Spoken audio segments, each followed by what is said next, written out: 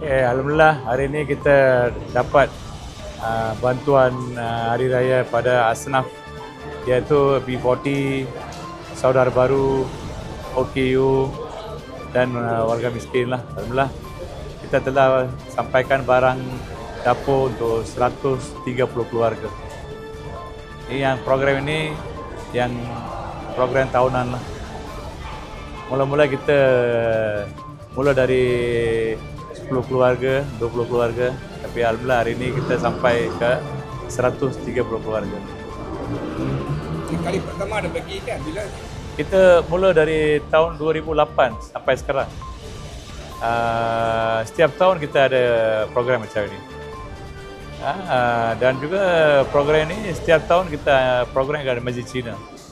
Kita lebih sesuai dengan Masjid Cina, tempat lagi luas. Alhamdulillah. Jadi pemilihan penerima ni Penerima ni semua warga kota, sekeliling Ipoh je lah. Jadi jauh-jauh tak baloi lah kita nak bagi. Jadi orang dekat-dekat je lah. Yang kita ambil orang dekat-dekat tu, itu yang B40 lah, orang Saudara Baru, OKU, macam tu lah. Alhamdulillah. pemilihan tu memang dibuat sendiri oleh PRIM. Ya, kita yang pilih. Kita yang pilih. Kadang-kadang dia satu keluarga ada Maunan tu 3-4 orang satu keluarga duduk satu kali. Jadi kita pilih seorang je. Satu keluarga, satu orang je. Alhamdulillah. Barang-barang pun lebih kurang bernilai dalam RM200. Barang runcit lah. Untuk guna untuk hari raya lah. Test ada kita bagi barang je. Arif kata tadi ada yang jual barang, boleh? Tahun lepas ada yang jual barang yang itulah. Yang ni yang penting lah. Kita susah payah dapatkan barang untuk ni barang untuk asnaf. Jadi saya tahun lepas saya dapat tahu ada 2 keluarga tu diambil dekat kita. Dia lepas pagar masjid tu dia terus tukar tangan pada warga asing. Itu kita amat sedih lah. Jadi kita ajar tu kita nak bagi untuk barang untuk berguna untuk hari raya, bukan untuk jual.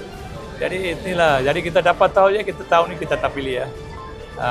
Jadi itu satulah yang penting, itu nak pesan kepada yang penerima lah. dan ni insyaAllah akan diteruskan. Dan ni insyaAllah akan diteruskan. InsyaAllah tahun-tahun program ini macam meningkat. Tahun ni kita bagi 130 keluarga, mungkin tahun depan 150 keluarga. Allah Ta'ala izinkan boleh bagi ya. Tapi ini program bantuan ni kali kedua. Kali pertama kita dah buat dah. Kali pertama yang bagi juga orang asnaf juga barang dapur. Yang itu disokong oleh Mukmin lah. Satu NGO Mukmin dari KL, dia bagikan saya. Suruh sampaikan, saya sampaikan lah. Jadi yang itu Mukmin barang-barang. Kali ini PRIM barang. PRIM sediakan. Jadi barang-barang ini semua dari ahli jawatankuasa saya. Jadi alhamdulillah saya mengucap terima kasih lah pada semua ahli jawatankuasa telah menyumbang barang-barang dapur untuk asnaf. Saya boleh cakap sikit. Alhamdulillah pada hari ini satu lagi sesi bantuan pengagihan barang-barang makanan, bakul makanan kepada 130 keluarga yang dianjurkan oleh Persatuan India Muslim dengan kerjasama Dewan Perniagaan Melayu Perak dan juga Masjid Muhammadiyah Tasik.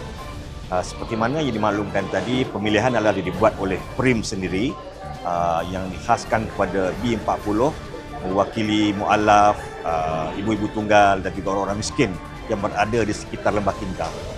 Dan untuk makluman juga, ini adalah kali yang kedua untuk tahun ini yang dilakukan oleh PRIM, yang mana minggu lepas sesi yang pertama, tetapi barangan adalah disumbangkan oleh satu lagi NGO, dan pada hari ini barangan adalah disumbangkan oleh PRIM sendiri.